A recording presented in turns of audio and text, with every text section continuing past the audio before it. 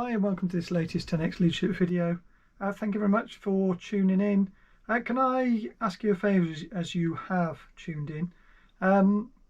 Would you mind just watching to the end? There's lots in this video that I think will be useful to you as a leader, and it would really help the channel if you could stay around till the end.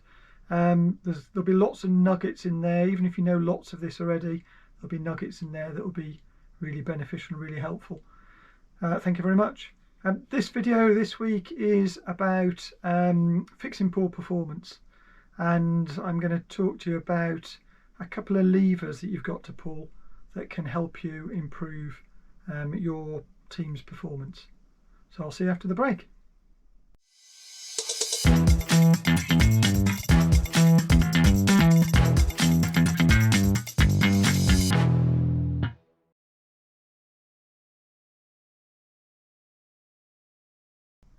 So as I say, this video this week is about fixing poor performance and the two levers that you have to pull to try and fix performance, whether it's an individual, team, or I suppose even organisational level.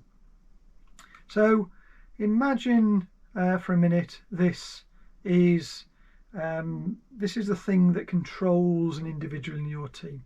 So it's their brain. This isn't scientifically true what I'm going to talk about, but I just want to illustrate it through the use of the brain. So it's not about right and left half of your brain. This is just illustration.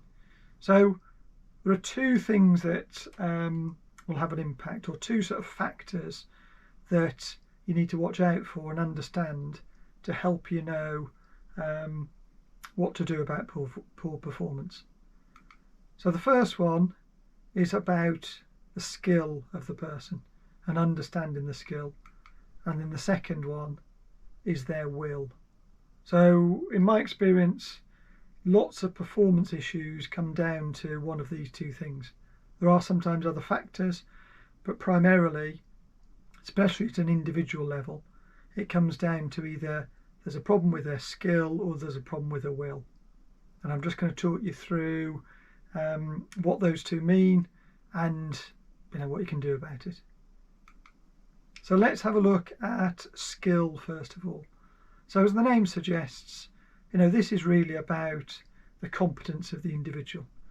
It's about their technical skills. It's about things like their leadership skills. So how good are they at those things? It's also though about them understanding the culture of the company or organisation that they're part of.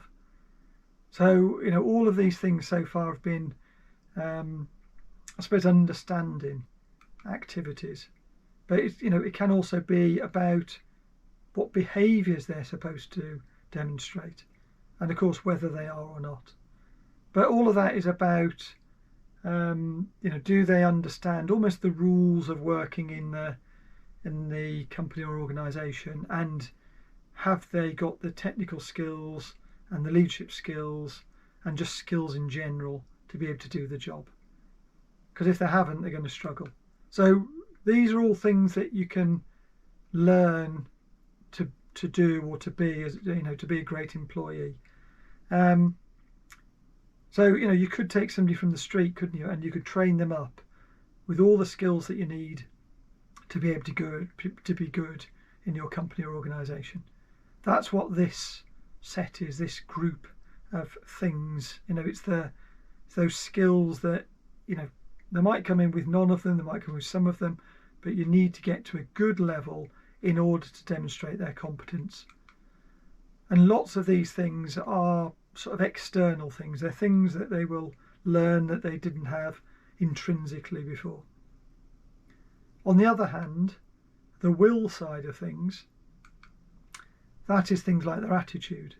So have they got the right attitude? Does the attitude fit with the organisation?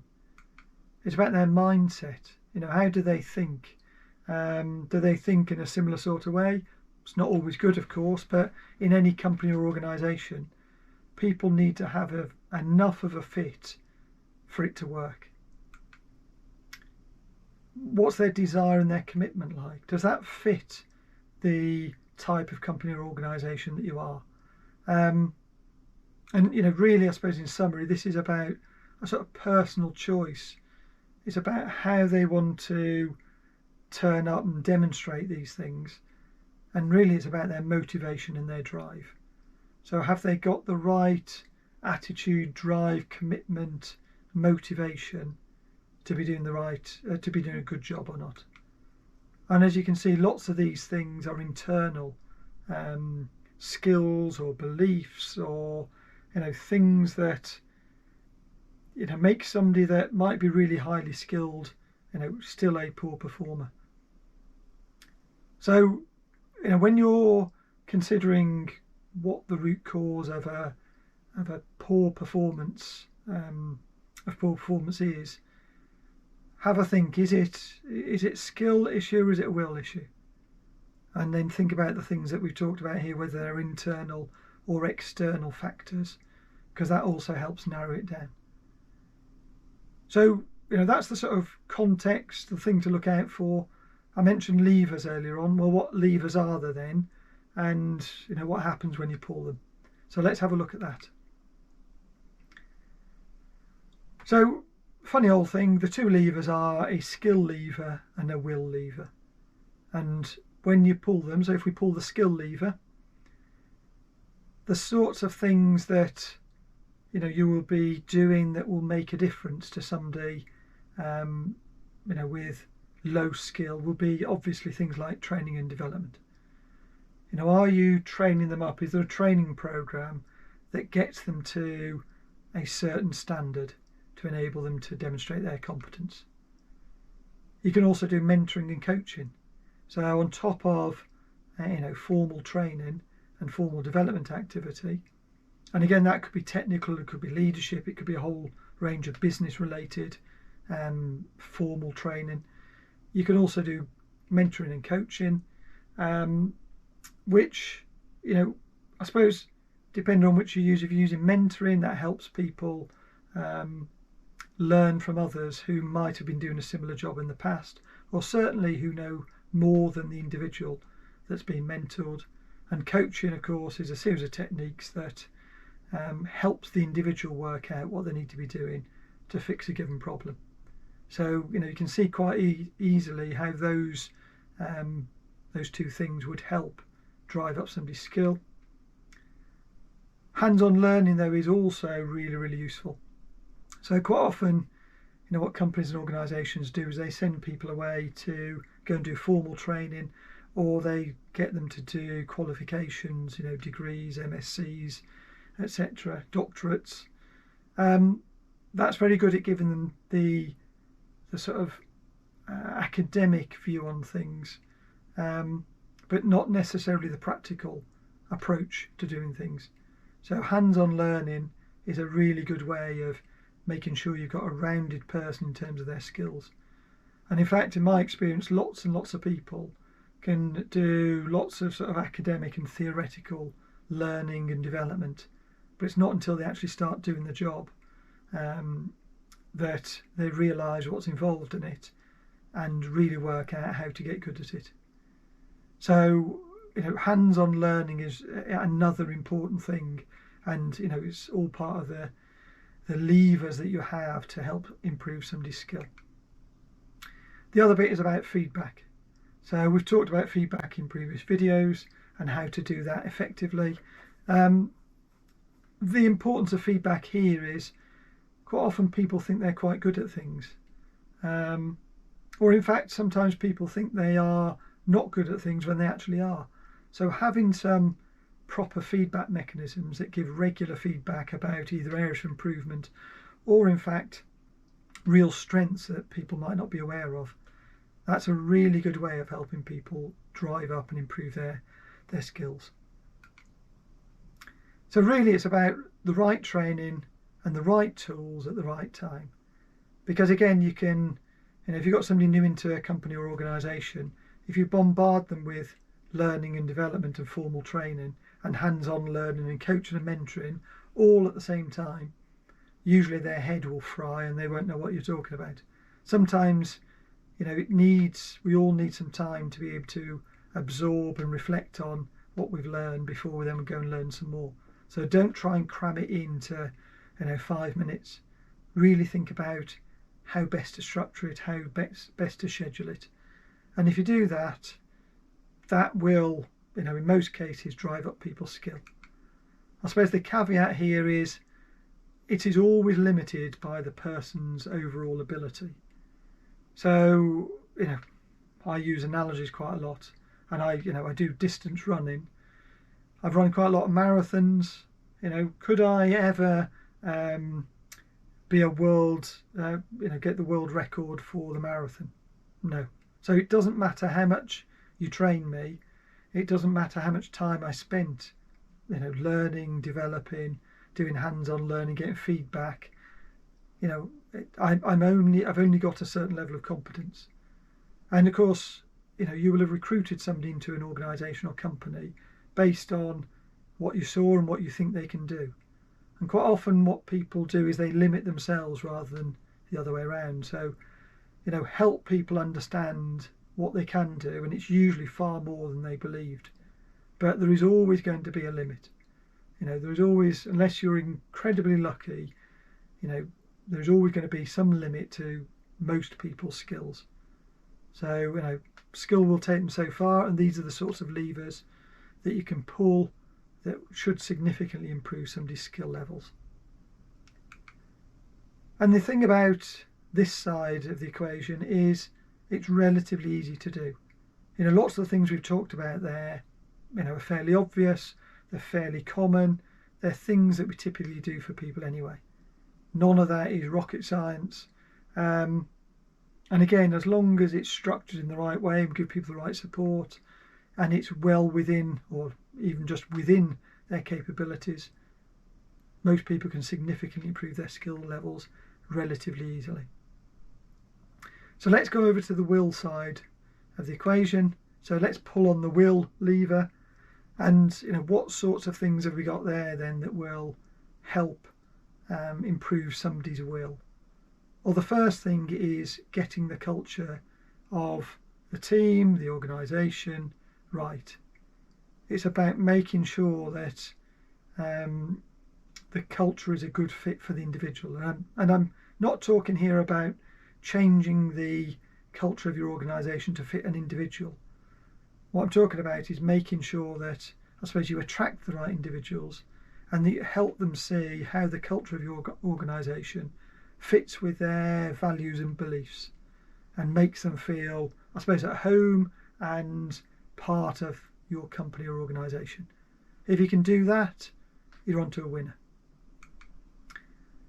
The second thing is linked to that, and that's about purpose and alignment to your organisational strategy. So, lots of people join companies or organisations because of what they believe they are, or what they can do for society, or for the world, even if that is just selling quality products, for example. But people want to belong, and they want to feel part of that company and organisation's strategy, and be part of its delivery. So if somebody can feel like they have a purpose in helping the company or organisation do that, they're going to feel better, they're going to feel more motivated. The other thing is about recognising and rewarding people. So it's about making sure that where people have done a really good job, that we talk to the individual and tell them they've done a good job. And that doesn't, or in fact shouldn't be just, like once a year, end of year, appraisal review. It's, constantly helping people see that they're doing a good job. Or, I suppose conversely, sometimes telling people they aren't doing a good job will drive them to improve. It depends on the individual. And as I've said in many videos before, that's one of the sort of core elements of being a leader. It's understanding your people, understanding what makes them tick, but recognising and rewarding people, not just in monetary terms, but it can just be a thank you. It can just be a well done. It can be a a recognition within your team, within your company. Doesn't have to be financial. And in fact, some studies suggest that financial rewards don't actually help anyone perform any better. The other thing that you can do in terms of helping somebody improve their will is making sure they have the right support and empowering people. And again, in my experience, the best teams are teams that are self-organising, where people feel like they've got control, they feel like they're supported, and they are allowed to get on and deliver and empowered to do so. And that takes a lot for you as a leader to do, to make sure that you've generated or created that environment for those people to operate like that. It also relies on you really understanding your people again. And I did a video a while ago, I'll put a link in the description, about the 4 stages and the approach you would take as a leader, from being directive through to basically empowering. So you need to know your people, and you need to know when to empower them and when actually you need to direct and everything in between. Because if somebody's brand new into an organisation, you just say get on with it, and they don't know how to do it, they're not going to do well, they're not going to be happy, their will soon disappear, and they won't want to stay with the company or organisation. And the other important thing is giving people meaningful work. So this isn't about just making somebody busy. It comes back to the second point there about purpose and alignment. If somebody is just sort of killing time and getting on with some things that have no value whatsoever, you can do that for a certain amount of time, but actually that's going to add no motivation to the individual whatsoever. So giving people meaningful work that fits with your company's purpose in the right sort of culture is going to make a massive difference. And the thing about the will side of things, as I suspect you've already gathered, this is where the leaders excel. This is about inspiring and motivating people. And the thing about this is that can be really quite hard. So compared to the two, the skill side is really quite easy. The will side, motivating, inspiring people, that's where you really earn your money as a leader. And pulling some of the levers that I've talked about and understanding how those things can help change somebody's will can make a massive difference. What you may notice I haven't put in there is I haven't put in there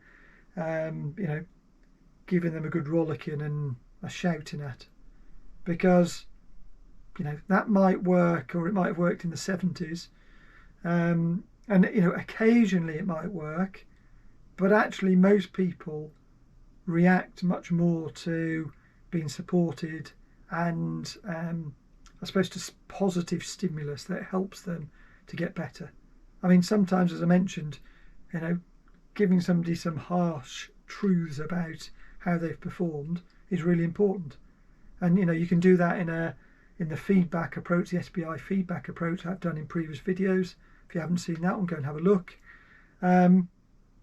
But that is it's a useful motivator in a very specific set of circumstances, and only for it'll only going to have very short-term impacts. If you keep doing that, people's will just disappear, and before you know it, you'll be searching for somebody new to replace the individual who's just left. So left-hand side is much easier, the right-hand side is much harder. And what I just want to talk about now is, I suppose, the different stages, and I suppose just explain as well that it's not one or the other. You've got to balance both of these things at the same time.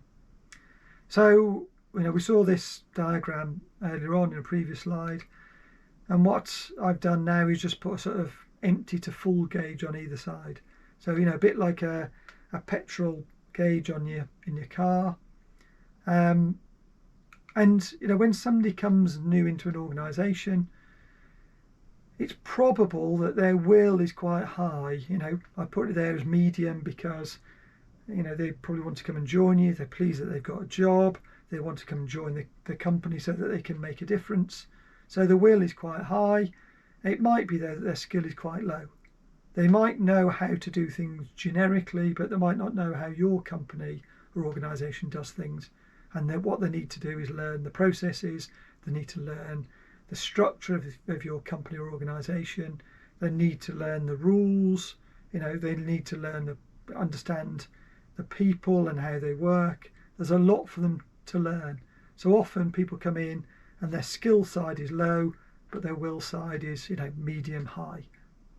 And once they've been in for a while and you've gone through some of the things on the left hand side there, then that's going to help drive up their skill.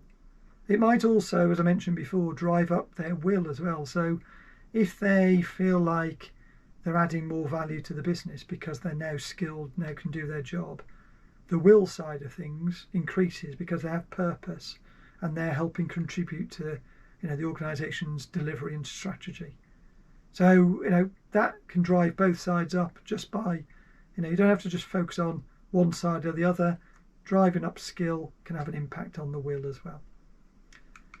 The thing is though, you can keep training people, but if you're not doing the things on the right hand side, so let's just say they came in and what you've been doing is you've been driving up the skills and you've really got them to a place where they are highly skilled individuals now. If all the things on the right hand side, things like the purpose, the culture, their interaction with other people on the team, they've got no empowerment, they don't feel like they're doing meaningful work, that's going to drive down the will, and before you know it, you've got somebody who's rock bottom on one side but really highly skilled on the other. And of course alarm bells should be going off by now, because if you've got somebody who's highly trained, highly skilled, but actually just doesn't have the will to be in the company or organisation, before you know it, that person's going to be looking for work elsewhere, and you're going to have to go through the entire process again. And it's not just the cost of recruiting and bringing the person in and the disruption, but you've spent an awful lot of time and effort on training them. So what you absolutely don't want to be doing is training people up on the skill side and then neglecting the will side. And as you can see there, the will side is the hardest one. So you've got to be doing these things in balance. And if you do them in balance and you make sure that you're working hard on both the skill and the will for the individual, before you know it, hopefully they will be high on both counts. So you've got a highly skilled person who's highly motivated and really wants to be in the company or organisation. That's an absolute win-win. And that will be a result of the hard work that you've put in to get that person there. And once they're there, you need to keep them there, and you also need to give them opportunities for promotion and other things if that's what they're after and they have the capabilities at the higher level. So those are the two levers that you can pull to change the skill and the will of an individual.